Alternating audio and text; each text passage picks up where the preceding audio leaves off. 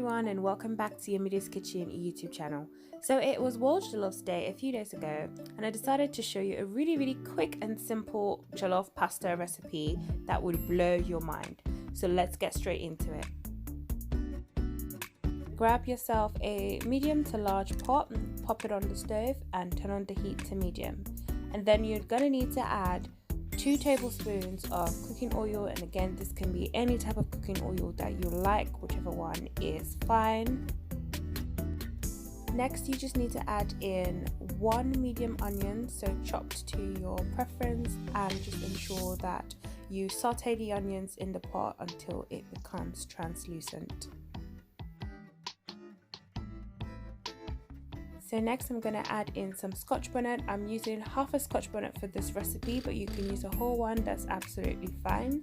And then I'm going to add in 2 cloves of garlic, just going to chop that up into tiny pieces and just stir it all up to ensure that it fries for about 1 minute or 2.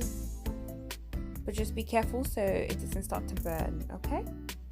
So now I'm going to add in some of my spicy tomato sauce that I already have. You can always use some fresh blended peppers together, but I find it really easy, especially when I'm really hungry and I want to make something really quick and I have some tomato sauce in the fridge. I just use it directly. So I just allowed that to stir for about 2 minutes and then add a 1/4 cup of water, and then of course stir it all up together. And now I'm going to add in 1 teaspoon of minced ginger and garlic. This is optional, you don't really need to add it in because we've already added some garlic cloves already in the beginning, but I really like ginger, so I'm just going to add it in. And of course give it a nice stir properly around for about a minute or so. Now guys, we are going to add in some sweet and sour stir fry sauce, so just one of the little packs is fine. You don't need a huge one, but trust me, it makes so much difference adding this in. It definitely gives it that nice jollof rice color, and it also tastes sweet as well, so I would definitely recommend that you try this recipe. Just going to show you how the color has literally changed and got a bit darker by adding the sauce, so definitely add it in, guys. And then I just left it to sort of cook for about 5 minutes, and then I'm just gonna give it a little stir to check. So at this point I'm going to taste it to see if I need to add anything else, because obviously the sweet and sour sauce already contains some sort of seasoning in it, but I feel like I need more salt, so I'm just gonna add a sprinkle of some pink sea salt. And then I'm gonna add in 1 Knor cube. I'm only adding in 1 because we're gonna still add a bit more spices in and we don't want it to be too salty and whatnot.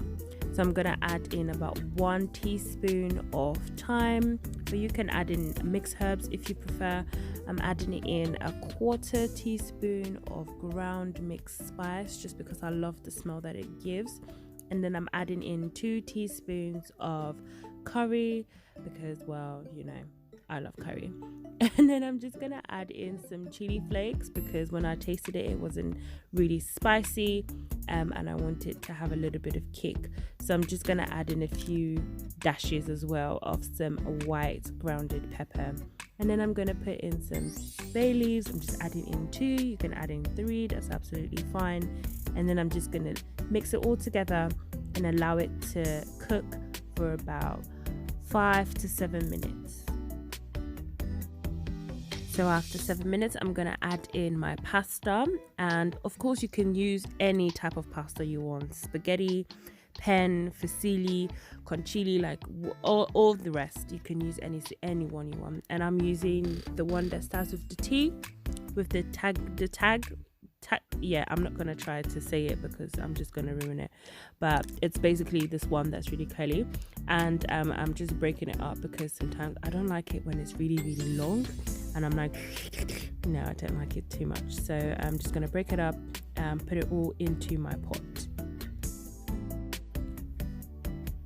So there's actually a lot more of the pasta than I anticipated, so I'm just gonna add in about 1/2 cup of water just so that the sauce is able to cook properly with the pasta. So I'm adding in the water bit by bit just so I don't add too much. and then I left it to cook for another 6 to 7 minutes, and I'm just checking it now, stirring it to make sure that it's not burning. It's still on medium heat, so it shouldn't actually burn, but guys, look, it's looking delicious already. I'm just gonna add in the last bit of the water that I have, and then I'm gonna add in about 1 teaspoon of soy sauce just to give it that umami flavor kind of and feel. And then I'm just going to stir it up real quick. So at this point, I'm gonna add in some chopped carrots because I love carrots, and then I'm gonna add my chopped spring onions because you know it's not really a dish without spring onions. But you can obviously substitute the carrots for a different vegetable that you like. I just really like carrots because they give it a really sweet feel to it, and it kind of goes with the whole sweet and sour sauce going on here. So I'm just going to taste to see whether or not the pasta is soft. I'm gonna add a tiny bit of water in just to make it steam up a bit. And because I've been adding a bit of water, I'm gonna add in 1 more cube of Knor, just so the flavor sits all together. Give that a nice stir. And then I'm going to cover my pot and then allow the pasta to steam up for about another 5 minutes. At this point, the pasta is done, and I'm just going to sprinkle like a teaspoon of dried basil on it, just because I love the smell of basil in any dish. And I'm just going to mix it all together and basically let it sit or settle for about a minute or 2. And your pasta is ready to serve, guys. So do enjoy. Thanks so much for cooking with me, guys, and of course give this video a like, and if you haven't subscribed yet, don't forget to hit that subscribe button, and make sure you all eat well, stay safe, and I'll see you guys in a bit.